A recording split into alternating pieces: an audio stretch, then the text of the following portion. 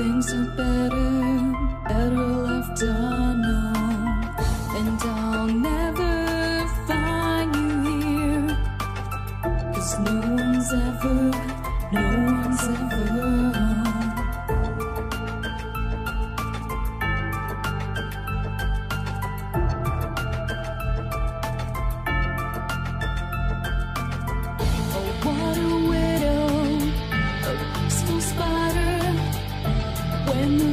is clean, she's a sneaky hider. Hide the lies and the alibis. Oh, what a sinner, is it in her?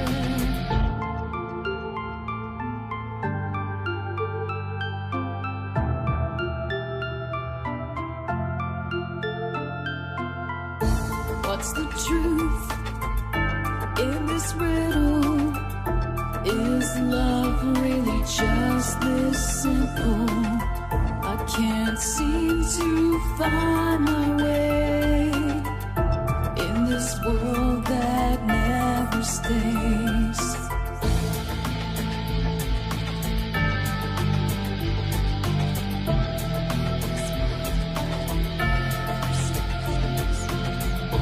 What a widow, a peaceful spider. When the glass is clean, she's a sneaky hider. Hide the lies and the alibis. What a sinner, is it in her?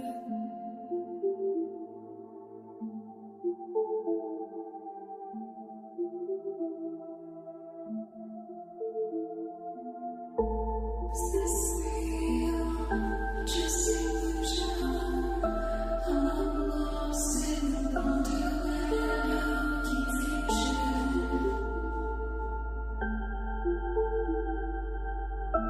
I'm lost in the wonderland of confusion. Is this real or just illusion? Manifestation or a dark delusion? Is this real or just illusion? I'm lost in a wonderland of confusion.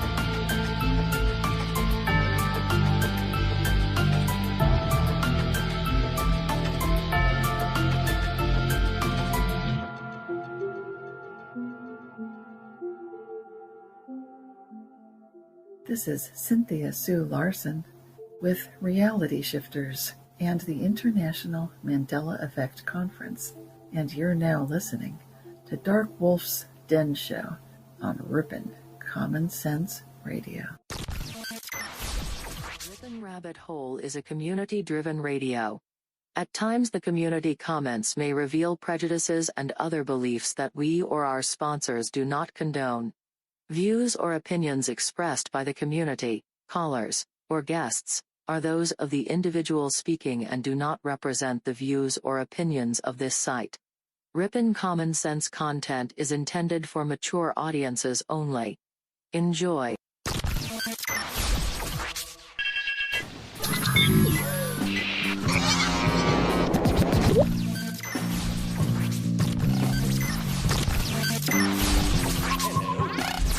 Hello.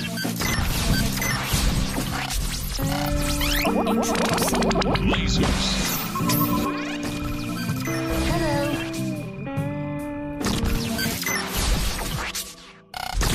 This station is now the ultimate power in the universe. This is your man Meta, aka Propagate This Light, and you're now listening to Darkwolf's Den.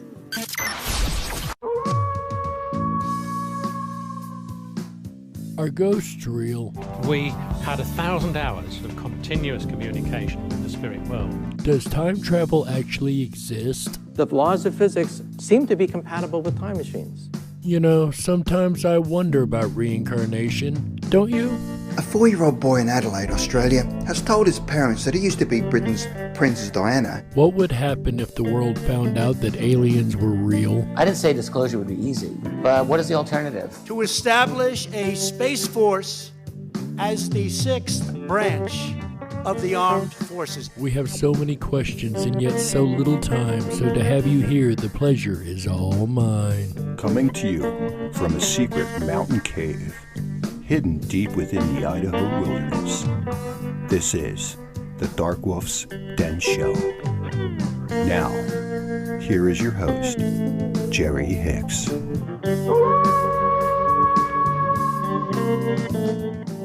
That's right, I am Jerry Hicks, also known as the Dark Wolf, and we are broadcasting live worldwide from a secret mountain cave hidden high up in the beautifully snow-covered peaks of the Idaho mountains.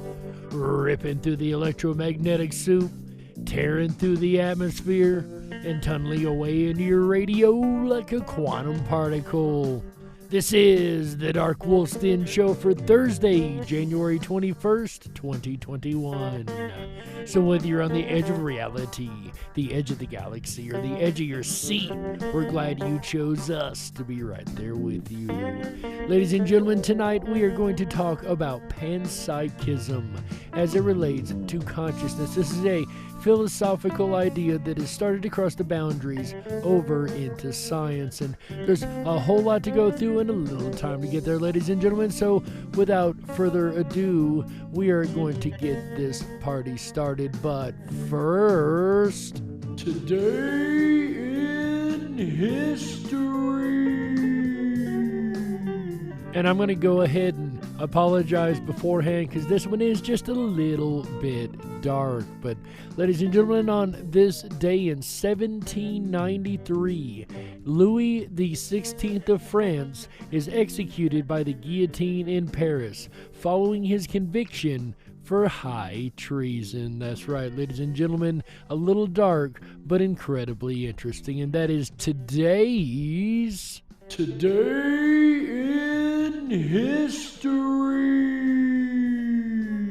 Once again, a little dark but incredibly intriguing, ladies and gentlemen. And speaking of intriguing, tonight's topic, if you've been following the consciousness series all month, you're really going to enjoy this. And if you've been following the conscious theory series since last night, then this one's really going to be intriguing to you, ladies and gentlemen. We are talking about the idea that everything has some type of consciousness. That is the basic definition of Pan-Psychism. But of course, show's over. That's it, ladies and gentlemen. Thanks for being here. Just kidding. We've got actually a whole lot to go through. The speaker we have tonight is a name that if when you start looking into the consciousness debates and the research surrounding consciousness, you start to run into people like Dr. Rupert Sheldrake that we heard from a couple weeks ago. You start to run into people like Donald Hoffman that we heard from last night, and these research names start to come up over and over, and it's really, really interesting, the research that has been done. And it's one of those things, like I said earlier, that kind of borderlines philosophy and science, and that's what is exciting about ideas like this, because with consciousness we can actually put all the ideas back on the table like we were discussing in last night's episode. And ladies and gentlemen, without further ado, our speaker for this evening, Mr. David Chalmers. Right now, you have a movie playing inside your head. It's an amazing multi-track movie. It has 3D vision and surround sound for what you're seeing and hearing right now. But that's just the start of it. Your movie has smell and taste and touch. And already it reminds me of last night's conversation about the interface and the interface that we use to interact with the world and seeing reality as it not necessarily as it is, but as its fitness for us to see reality. And it's amazing. There could be a lot of movies going on around us, right? A lot of movies going on that we don't necessarily see at the time. And I guess everyone's kind of living their own little movie, it could be said, right? Everybody got their popcorn? Let's talk about movies. It has a sense of your body, pain, hunger, orgasms. It has emotions, anger, and happiness. It has memories, like scenes from your childhood playing before you.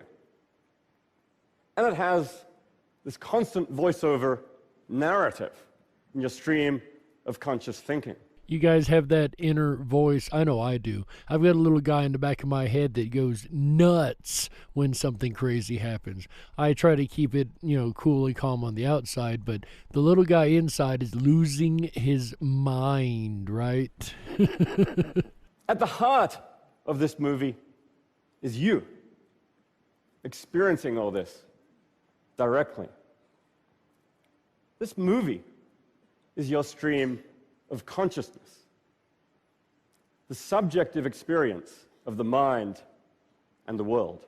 And once again, like always, it comes back to the perception and how we perceive the world to be real, right? The star of our own movies. Consciousness is one of the fundamental facts of human existence. Each of us is conscious. Would you agree with that? Are each of us conscious, or have I put everybody to sleep yet, put you into the unconscious, right? Are you guys conscious? I would agree that I'm conscious, right? If you're listening to the show, I would like to think so, right? We all have our own inner movie. You, and you, and you. There's nothing we know about more directly. At least I know about my consciousness directly. I can't be certain that you guys are conscious. Consciousness also is what makes life worth living. If we weren't conscious, nothing in our lives would have meaning or value.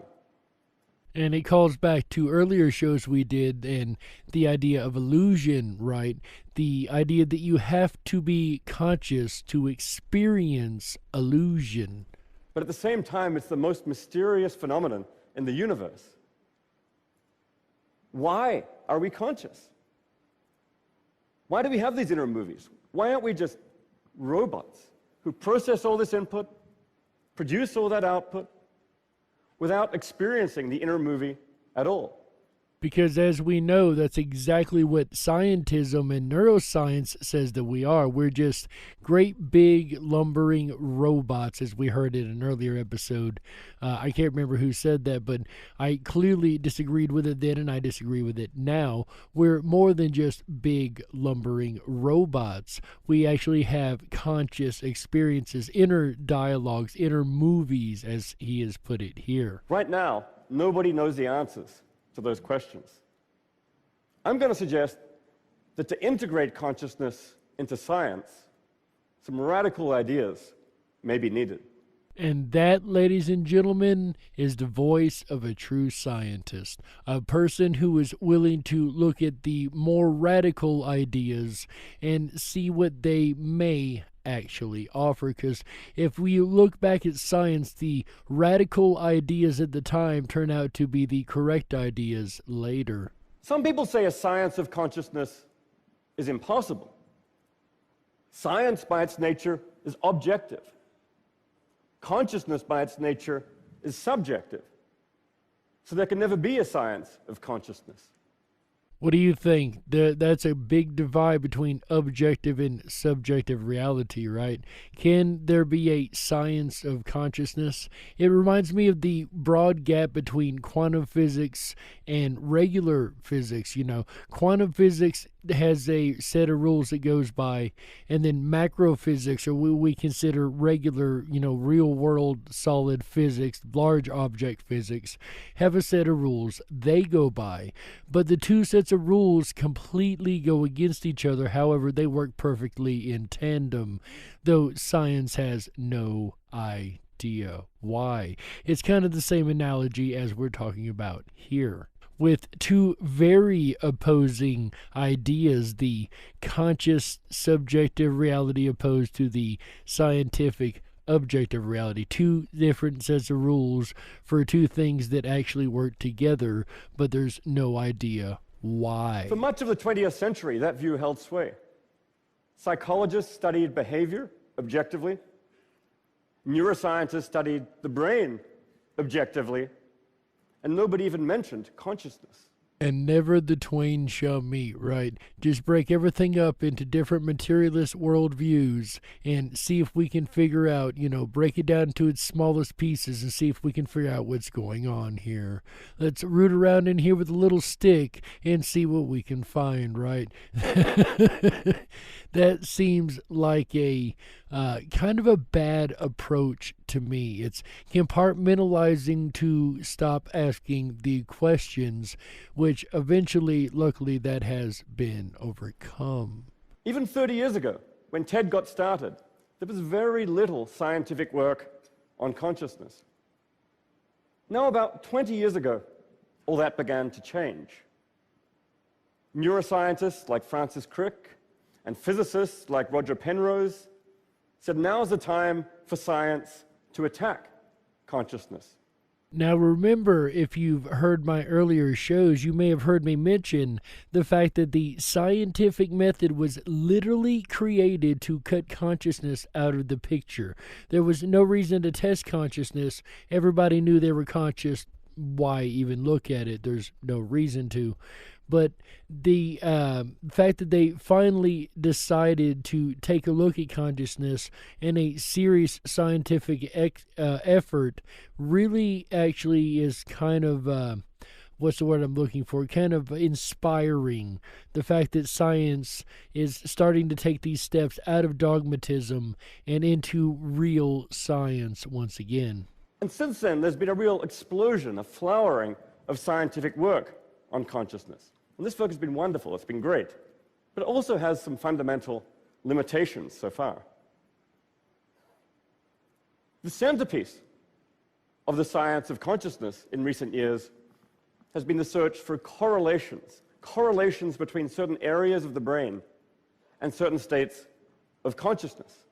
And I won't go into my rant on this episode because I'm sure you guys are kind of tired of hearing it. But as we know, I don't believe that the brain creates consciousness. I believe consciousness is something altogether entirely different than the brain. I believe it interacts with the brain as more of a filter, if you will, or a receiver to consciousness, but I really don't think the brain creates it. But I'm going to get back off of my soapbox here and turn it back over to Dr. Chalmers. We saw some of this kind of work from Nancy Canwisher and the wonderful work she presented just a few minutes ago. Now we understand much better, for example, the kinds of brain areas that go along with the conscious experience of seeing faces, or of feeling pain, or of feeling happy. But this is still a science of correlations. And as Eva over at Once Upon a Timeline, shout out to you, Eva, over there. If you end up watching this, we really appreciate it. But Eva over there was having a conversation with me about some stuff a couple weeks ago, and she was very quick to point out that correlation isn't necessarily causation, and I will definitely agree with her, especially in this case, because correlation isn't necessarily causation. Although it could be a clue to it, it does not necessarily mean that it is the case. It's not a science of explanations. We know that these brain areas go along with certain kinds of conscious experience, but we don't know why they do. Another example of this is the fact that science can tell you what area of the brain lights up when you eat a piece of chocolate. However, they can't tell you why the neurons fire like they do to give you the conscious experience of chocolate opposed to the experience of vanilla or butterscotch or whatever other flavors. So science cannot fully explain why this happens. They can tell you once again that it lights up. They can tell you where it lights up, but they can't tell you why it lights up, what is actually occurring there. Science is just as clueless as anybody else. I like to put this by saying that this kind of work from neuroscience is answering some of the questions we want answered about consciousness, the questions about what certain brain areas do and what they correlate with.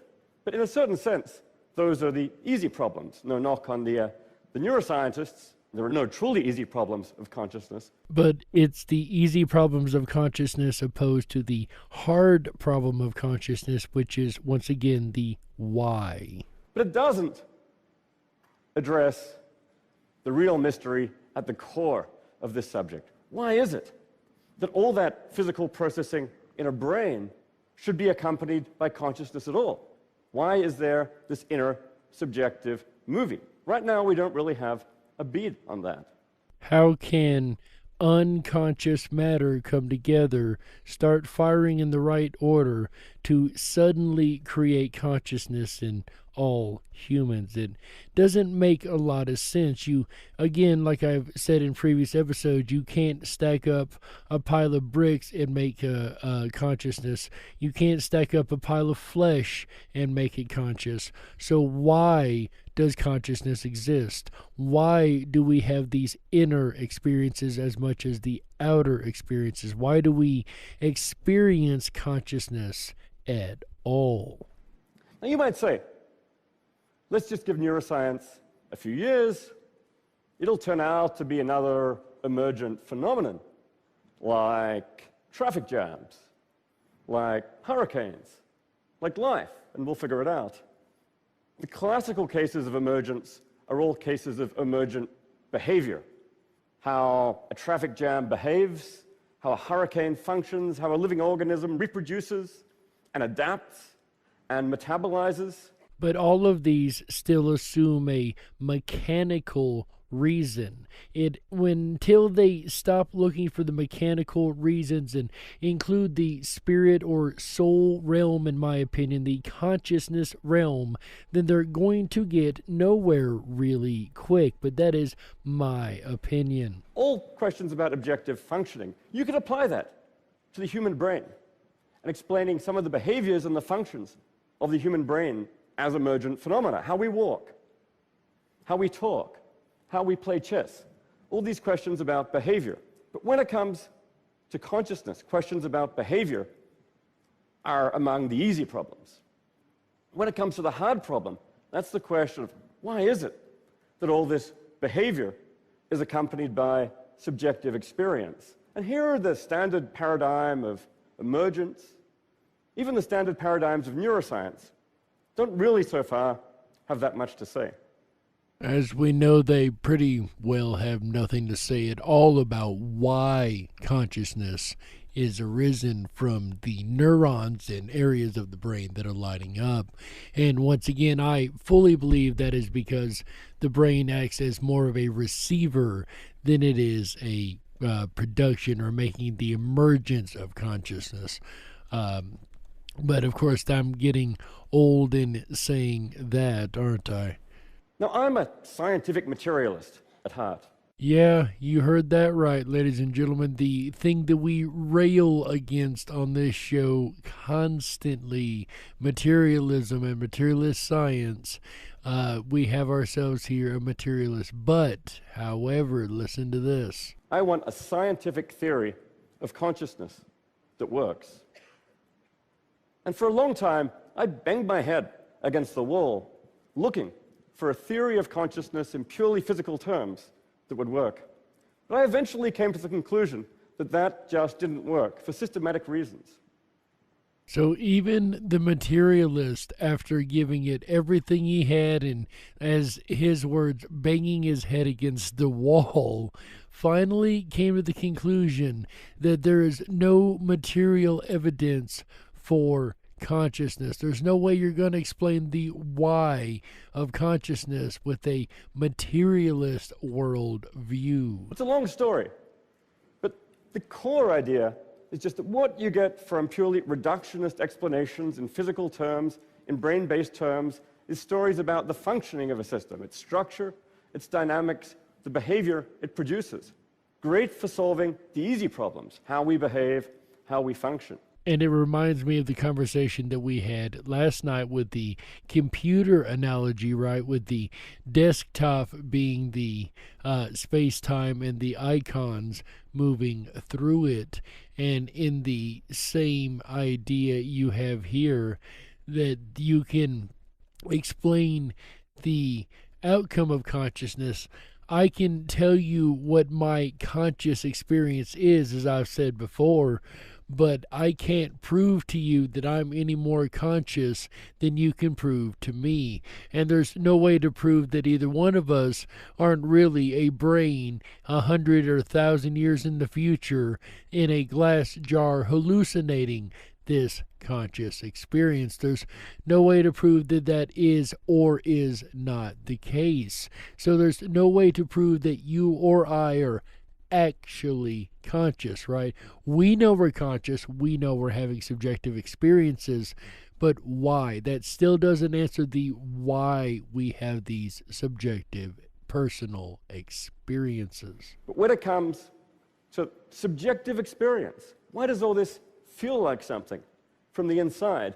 That's something fundamentally new, and it's always a further question. So I think we're at a kind of impasse here. We've got this wonderful, great chain of explanation. We're used to it, where physics explains chemistry. Chemistry explains biology. Biology explains parts of psychology. But consciousness doesn't seem to fit into this picture. None of them individually, nor all of them combined, can still come together to explain why consciousness exists, right? Or why things happen in consciousness, the subjective experiences exist. On the one hand, it's a datum that we're conscious. On the other hand, we don't know how to accommodate it into our scientific view of the world.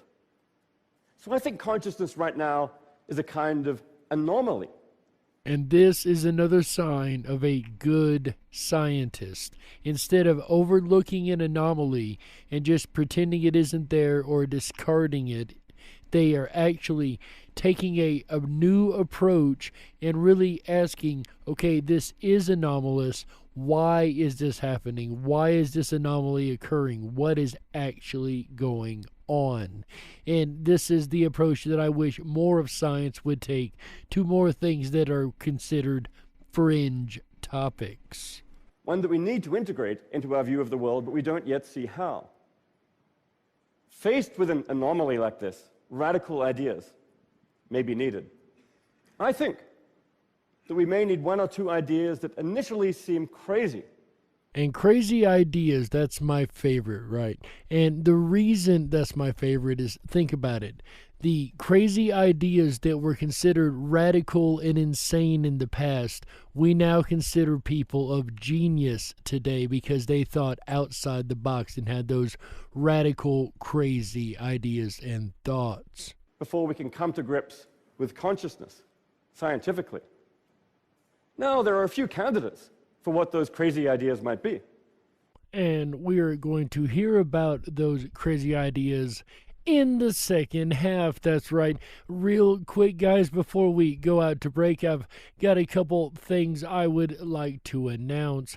I was talking to the station manager earlier, and I got a list of two things. Number one, the top 5 countries besides the United States where our listener base is the strongest. That's right, ladies and gentlemen.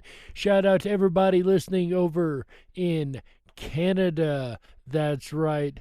Followed by Great Britain as number 2. Then India being the third one on the list. I appreciate everybody on those top 3 listening over there, as well as Puerto Rico. I've actually got some friends from down Puerto Rico way. I'm so glad to have you guys on board.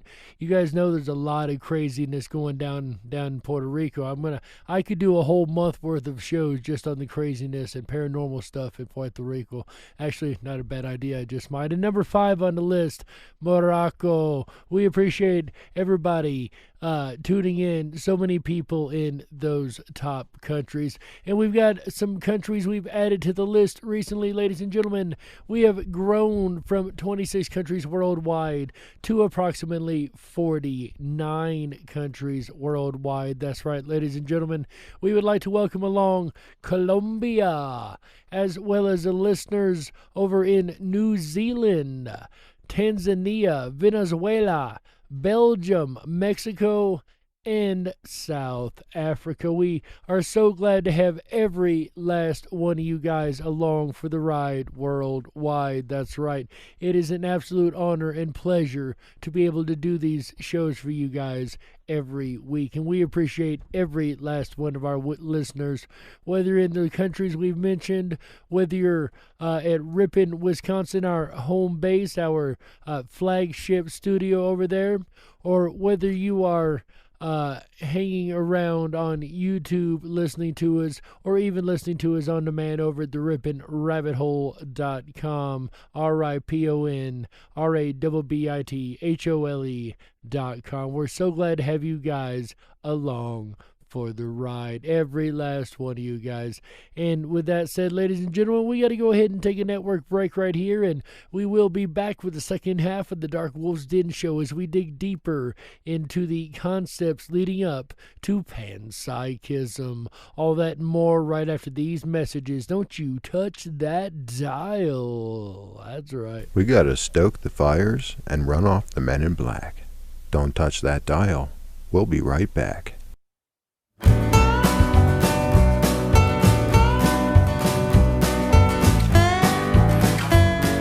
Hi everyone, it's AJ the Ripon Rabbit. Do you enjoy extended weekends as much as I do? If you do, and you haven't done so already, please make sure to thumb up tonight's video, hit that subscribe button, and ring that bell. You'll get our notifications every time we go live. We're here every Wednesday, Thursday, Friday, Saturday, and Sunday nights, bringing you the very best of common sense radio, the Ripon Rabbit Hole. I gotta say, Jerry kicks off the weekend right. I really enjoy Wednesday and Thursday nights. He'll be back again to do it all over once more next weekend, starting Wednesday night. That's right. If you haven't done so already, hop on over to RiponRabbitHole.com. That's RiponRabbitHole.com, and sign up for a backstage pass. It's absolutely free to do so. It's going to unlock some really cool bonus and exclusive features, like our Down the Rabbit Hole social media network. It's awesome. I've had so much fun communicating with so many people that I have, met in the YouTube chat room that have crossed over and made their way down the rabbit hole. It's really exciting to see how our community-generated press is really growing. And I gotta say, in today's day and age, there are so many things that just make you go, And at the bottom of every page at RiponRabbitHole.com is a little red microphone where you can send a shout out. You can record a 30-second message and it'll come direct to us and we'll play it on air. In fact, I'm working on an upcoming episode, things that make you go, about the most recent presidential election. So if you have something and you scratch your head and you say, go on over to RiponRabbitHole.com and send us your shout out, your thing that makes you go, about President Joe Biden. Because I have a few of them and I'm gathering them for an upcoming episode. Speaking of which, Come along with me tomorrow night on another episode of the Rippin' Rabbit Hole live show. We'll kick off at 7 p.m. Pacific, 10/9 Central. A journey down the rabbit hole of mankind and personalities like we've never done before. That's right, because people are strange, and we're going to talk about strange people and how we can tap our own inner strangeness tomorrow night, Friday, January 22nd, 2021. And then Saturday, we'll explore autism and its connection to vaccines. And on Sunday, we'll end out the weekend right together with a journey through mindfulness. But for the moment, let the weekend continue with Jerry Hicks and the Darkwolf's Den Show as we return to part 2 of the consciousness theory. If you were meant to be controlled, you would have come with a remote, but you didn't. And that's why you listen to the Darkwolf's Den Show. Now, here is your host, Jerry Hicks. That's right, I am Jerry Hicks, also known as the Dark Wolf, and welcome back to the second half of the Darkwolf's Den Show. Whether you're on the edge of reality, the edge of the galaxy, or the edge of your seat, we're glad you chose us to be right there with you. Tonight, ladies and gentlemen, we are talking about Pan-Psychism. We haven't quite got there yet. We're building up to the topic, and we've talked in the first half a lot about consciousness and why consciousness exists, opposed to how consciousness exists, and the many radical ideas that we could introduce to suggest why these may be. And I love the idea that we can introduce wild and radical ideas into science. That is something that is well overdue thanks to the dogmatic scientism that we've seen quite blatantly on play in the scientific realm. But with that, ladies and gentlemen, when we left off in the first half, we were about to hear two crazy ideas to explain why consciousness may exist, why the subjective experience may actually exist. My friend Dan Dennett, who's here today, has one. His crazy idea is that there is no hard problem of consciousness.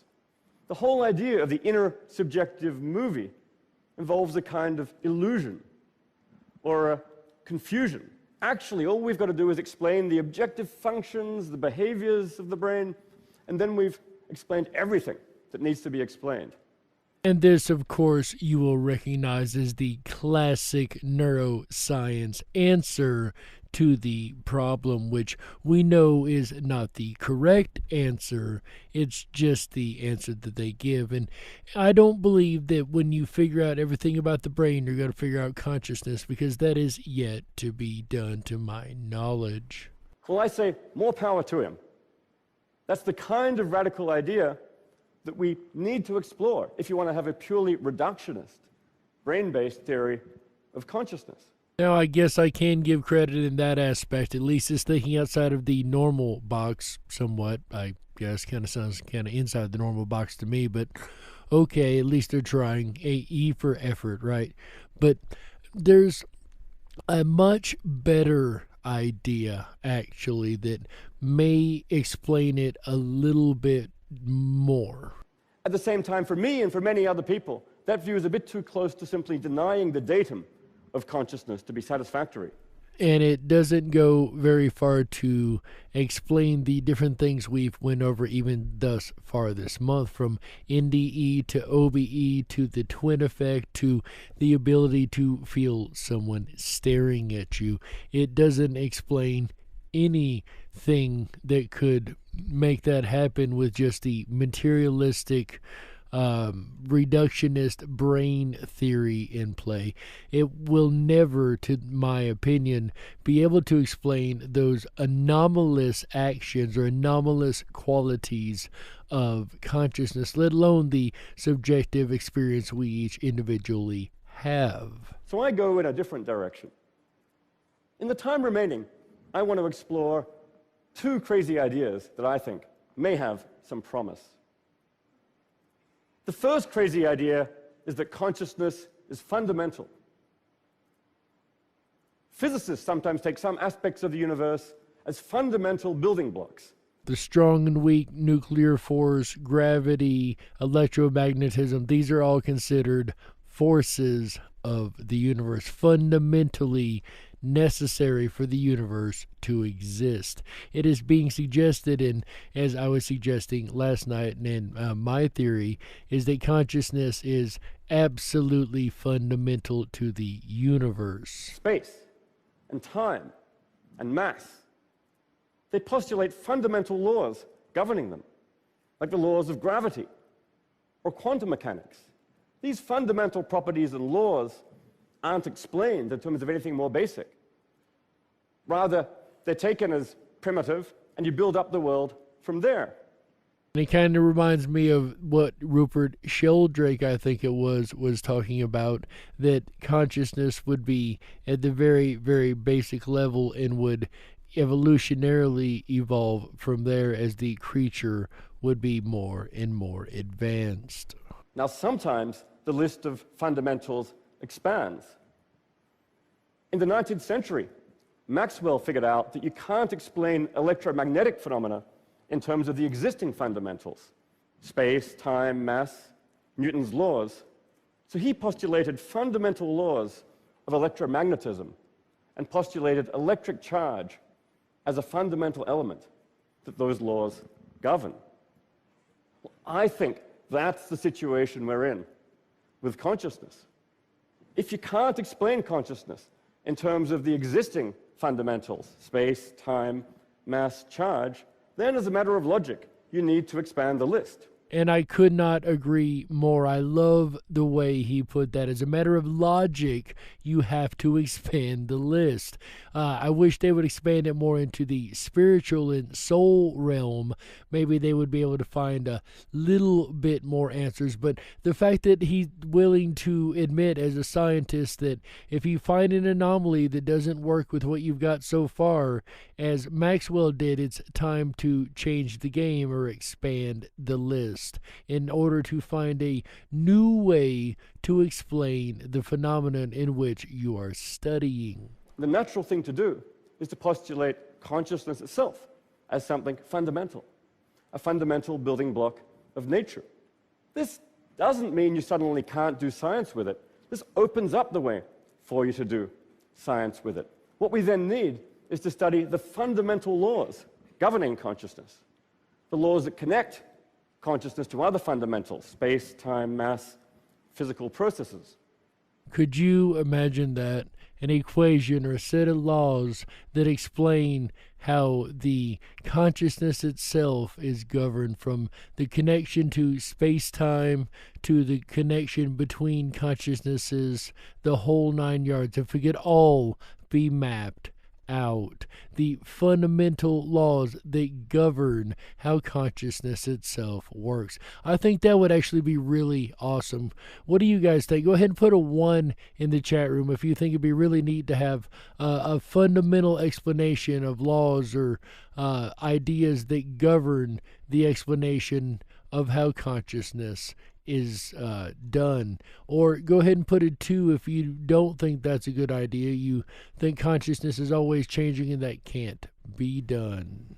Physicists sometimes say that we want fundamental laws so simple that we could write them on the front of a t-shirt. Well, I think something like that is the situation we're in with consciousness. We want to find fundamental laws so simple we could write them on the front of a t-shirt. We don't know what those laws are yet, but that's what we're after. Again, could you imagine? I think that's kind of a neat idea, the laws of consciousness, right? I personally think that it can be done. That once it's figured out and accepted that there's another side to it, another dimensional side, then I think that's the point at which physics and this idea of consciousness and the other realm, the soul realm, will be able to match up and finally come together. Will that ever happen? Man, I hope so. The second crazy idea is that consciousness might be universal. Every system might have some degree of consciousness. This view is sometimes called Pan-Psychism. Pan for all, psych for mind. Every system is conscious, not just humans, dogs, mice, flies, but even Rob Knight's microbes, elementary particles. Think about that. From mice and mammals and creatures and plants, which we could all agree have some type of conscious awareness, maybe not to the degree that humans have, but we know that animals are consciously aware of their surroundings. So what about your table, though, or your microphone, or the phone in your hand, right? The molecules that make that up, could they have a consciousness awareness to them? Could everything and anything have a consciousness that drives it? Even a photon has some degree of consciousness. The idea is not that photons are intelligent or thinking. You know, it's not that a photon is racked with angst because it's thinking, I'm always buzzing around near the speed of light. I never get to slow down and smell the roses. No, not like that. And that's another good point, too. It's not necessarily intelligent to be conscious. A mouse isn't as intelligent as a human, yet we can agree that both are conscious. But the thought is maybe photons might have some element of raw subjective feeling, some primitive precursor to consciousness. This may sound a bit kooky to you. I mean, why would anyone think such a crazy thing? Some motivation comes from the first crazy idea, that consciousness is fundamental. If it's fundamental, like space and time and mass, it's natural to suppose that it might be universal too, the way they are. I would have to agree with that assumption. If everything else fundamental is universal, then I would expect it would match the pattern, yes. It's also worth noting that although the idea seems counterintuitive to us, it's much less counterintuitive to people from different cultures, where the human mind is seen as much more continuous with nature. This is to speak of like the Eastern cultures, the India and the Buddhist belief styles. And I can't say that I disagree with that. There's a lot of the Eastern religious belief systems that I think were a little more on the mark than what the Western belief systems have. And that goes all the way down into reincarnation and different things like that. A deeper motivation comes from the idea that perhaps the most simple and powerful way to find fundamental laws connecting consciousness to physical processing is to link consciousness to information. Wherever there's information processing, there's consciousness. Complex information processing, like in a human, complex consciousness. Simple information processing, simple consciousness. That actually makes a lot of sense. Again, you don't see rabbits doing your job, at your work, and there's a reason for that. I always have made the complaint against evolution that at this point, if every generation even gets a hair smarter, all pun intended, then like rabbits and mice would be talking to us right now. I mean, think of how quickly they reproduce. They should have definitely gained a intelligence at this point.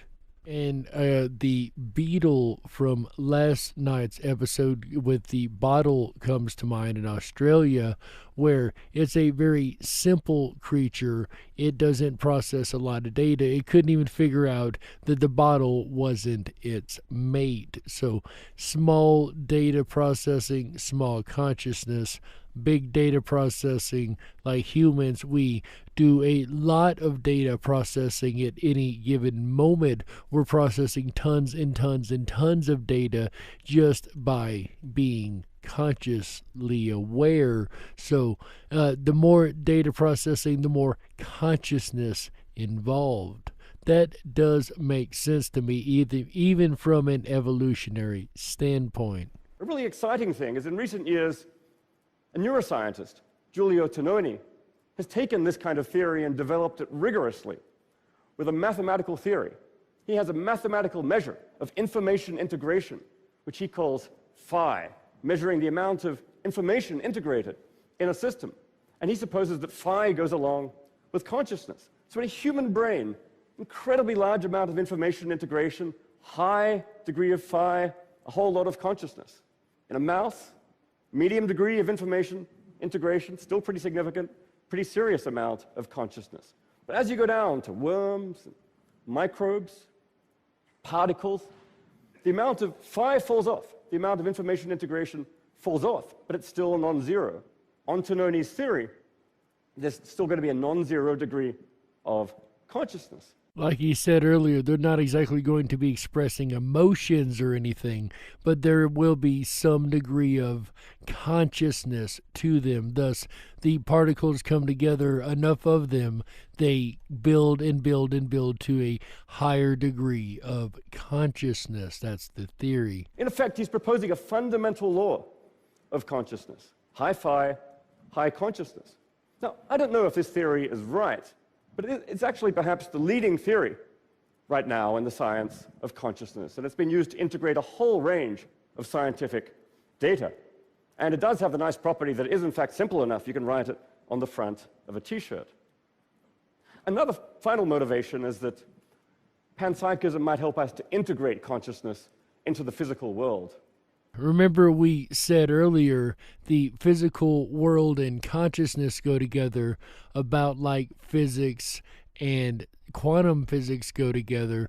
They both work independently, but they shouldn't work with each other, right? Physicists and philosophers have often observed that physics is curiously abstract. It describes the structure of reality using a bunch of equations, but it doesn't tell us about the reality that underlies it. As Stephen Hawking puts it, what puts the fire into the equations? Well, on the panpsychist view, you can leave the equations of physics as they are, but you can take them to be describing the flux of consciousness. That's what physics really is ultimately doing, describing the flux of consciousness.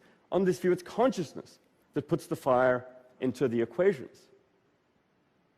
On that view, consciousness doesn't dangle outside the physical world as some kind of extra. It's there right at its heart.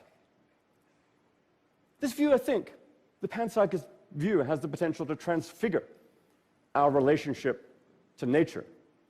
And it may have some pretty serious social and ethical consequences. Some of these may be counterintuitive. I used to think I shouldn't eat anything which is conscious, so therefore I should be vegetarian. Now, if you're a panpsychist and you take that view, you're going to go very hungry. Even without the panpsychist point of view, I would still argue that even plants would be conscious. So with that, you would still end up going very, very hungry. So I think when you think about it, this tends to transfigure your views, whereas what matters for ethical purposes and moral consideration is not so much the fact of consciousness, but the degree and the complexity of consciousness. It's also natural to ask about consciousness in other systems, like computers. What about the artificially intelligent system in the movie Her, Samantha? Is she conscious? Well, if you take the informational panpsychist view, she certainly has complicated information processing and integration. So the answer is very likely yes, she is conscious. If that's right, it raises pretty serious ethical issues about both the ethics of developing intelligent computer systems and the ethics of turning them off. And I gotta say, I'm a little bit annoyed with Dr. Chalmers here right now, because I've always argued that AI could not be considered conscious by the definition of consciousness. But with Pan-Psychism's definition, AI would be just as conscious as you and I in that consideration. That's really kind of spooky, and he's right. If it is conscious, then it would be killing it to turn it off. You really would get into the ethics of AI, the ethics of robots at that point. And yes, ladies and gentlemen, we're headed there. Finally, you might ask about the consciousness of whole groups. The planet. Does Canada have its own consciousness? Or at a more local level, does an integrated group like the audience at a TED conference? Are we right now having a collective TED consciousness? An inner movie for this collective TED group, which is distinct from the inner movies of each of our parts. And in the Mandela effect research, this is something that we have grappled with for a while, the idea that there could be multiple conscious groups, right? To what degree would you consider conscious groups? Would it be all humans, or like he said, would it be all of Canada? Would it be all of the USA? It's a really good question, and I've never really come to a breakdown of the final answer to that, but it is definitely something that I like to ponder on. I don't know the answer to that question, but I think it's at least one worth taking seriously. Okay, so this pan-psychist vision, it is a radical one, and I don't know that it's correct. I'm actually more confident about the first crazy idea, that consciousness is fundamental, than about the second one, that it's universal. I mean, the view raises any number of questions, has any number of challenges, like how do those little bits of consciousness add up to the kind of complex consciousness we know and love? If we can answer those questions, then I think we're going to be well on our way to a serious theory of consciousness. If not, well, this is the hardest problem, perhaps, in science and philosophy. We can't expect to solve it overnight. But I do think we're going to figure it out eventually. Understanding consciousness is a real key, I think, both to understanding the universe and to understanding ourselves. It may just take the right crazy idea. Thank you. Dr. David Chalmers, ladies and gentlemen, and I couldn't agree more that those crazy ideas that will finally be able to push science forward in a new direction. What do you think? Do you think consciousness is universal, that everything has at least some degree of consciousness, all the way down to the finest particle, all the way down to the strings themselves? And if my theory is right, the strings themselves are made out of the collective consciousness, so that would make sense, a full consciousness that disseminates itself out to different degrees, in my opinion. Then again, you've got the idea of the fundamental consciousness, which, again, I'm not sure where my idea lies, right? I could still go with that and say that the fundamentalness is the fact that there is a universal consciousness. So it sounds like I can work my theory in either way, right? But either way, it stands for two different ideas, but which one do you think could be true, or do you think that none of them could be true at all? In the end, ladies and gentlemen, you be the judge. We got to close it out. That's right, that's it for this episode of the Darkwolf's Den Show for Thursday, January 21st, 2021. So whether you're on the edge of reality, the edge of the galaxy, or the edge of your seat, we're glad you chose us to be right there with you. Ladies and gentlemen, we appreciate you being here with us tonight. If you haven't already, I would like you guys to hop on over to the ripinrabbithole.com. That is RIPONRABBITHOLE.com. Over there, if you drop down the rabbit hole, we've got a special picture up, a graphic of the numbers I gave earlier when we were talking about our viewership. If you'd be interested in seeing that, a graphical representation on a world map, definitely go check that out down the rabbit hole at the ripinrabbithole.com. While you're over there, make sure you sign up for our mail list. We send out an email every Wednesday with all of the different details of the different shows coming up every week or weekend on our 5-day weekends here on Rippin' Common Sense Radio, because the animals of radio, we just don't quit. And speaking of the animals of radio, AJ the Rippin' Rabbit will be back tomorrow, Friday, January 22nd, 2021, 7 p.m. Pacific, 10/9 Central, with an all-new episode of the Rippin' Rabbit Hole Live Show. That's right. Make sure you tune in to hear about strange people. That's right, ladies and gentlemen. People are strange. There is no doubt about that. Just look around today's world. If you doubt me even a little bit, it's not hard to find somebody that you will consider even just a little bit strange. So make sure you come back Friday night to hear AJ the Rippin' Rabbit talk about strange people, January 22nd. 2021. Then on Saturday, January 23rd, 2021, 7 p.m. Pacific, 10, 9 Central, AJ is going to tackle an all-new episode topic that is very near and dear to my heart. That is the topic of autism. I have met a few people in my life that are very autistic, and these have been people that have really latched on to me and opened up to me and really had a deep relationship and connection with me. So again, this is something that is very near and dear to my heart, and a topic that everybody should be informed about. Ladies and gentlemen, make sure you come back Saturday, January 23rd, 2021 for Rippin' Rabbit, AJ the Rippin' Rabbit's Rippin' Rabbit Hole live show on autism.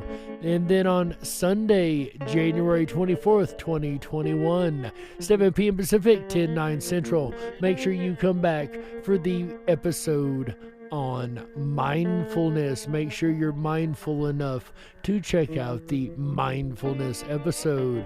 This is a way of being, a way of thinking, a way of living. Mindfulness is something that we can all practice and would probably help the world just a little bit, ladies and gentlemen. And that is going to round out the weekend here on Rippin' Common Sense Radio. We really appreciate every last one of you guys being here with us. Also, speaking of Rippin' Common Sense Radio and rippinrabbithole.com, make sure you hop on over and do check out the 24/7 Backstage Lounge. That's right, ladies and gentlemen, that's where you're going to find me right after the show. I'll be back there hanging out with the classic crew that we have hanging out back there. Our mod staff will be hanging out. If you want to come hang out with us, you're more than welcome to. Just get a backstage pass while you're on the rippinrabbithole.com. That is rippinrabbithole.com. Sign up for that backstage pass. That'll give you access to everything from the 24/7 backstage chat lounge all the way down to the Down the Rabbit Hole pages. And you can come check out our social media wall, ladies and gentlemen. Down the Rabbit Hole, it is where the conversation continues 24/7. And there's some really amazing stuff. As I told you guys, I posted, we had that picture posted earlier about the numbers where the different countries that we're starting to grow in, if you're interested. Also, there was a post on there earlier that I put on.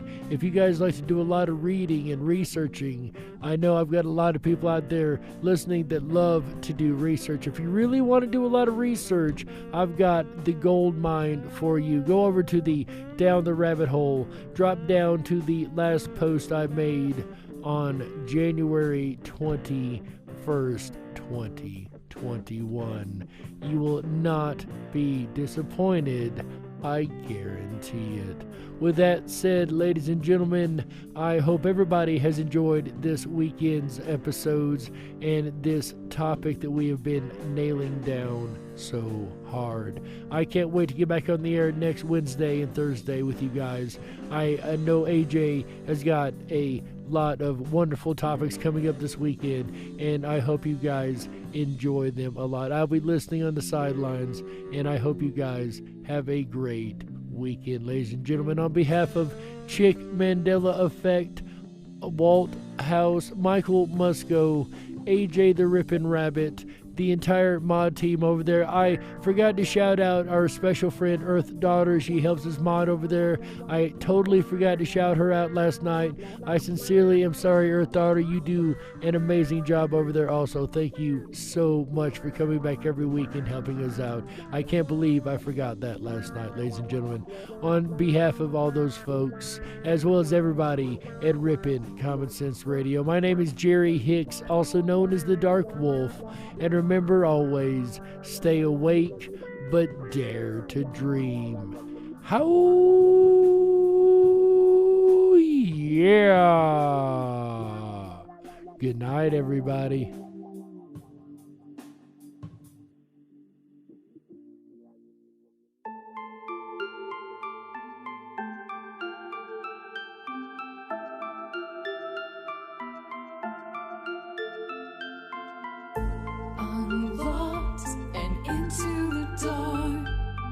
Some things are better left unknown.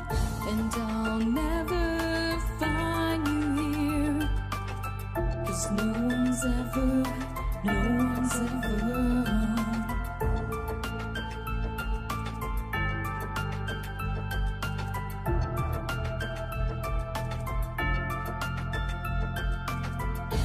What a widow, a peaceful spider. When the glass is clean, she's a sneaky hider. Hide the lies and the alibis.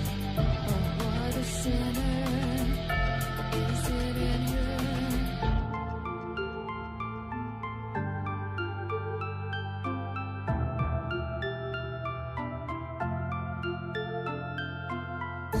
What's the truth in this riddle?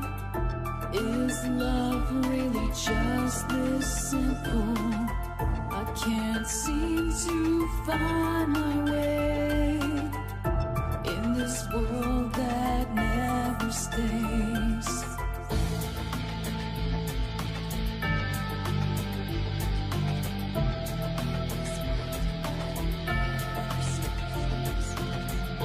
What a widow, a peaceful spider.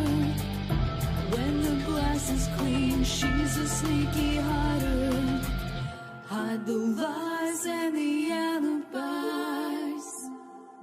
What a sinner. Is it in her?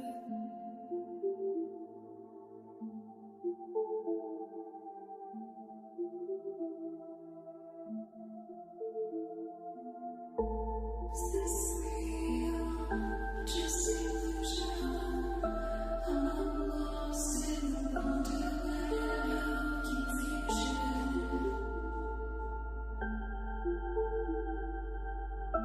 I'm lost in the wonderland of confusion. Is this real or just illusion? Manifestation or a dark delusion? Is this real or just illusion? I'm lost in a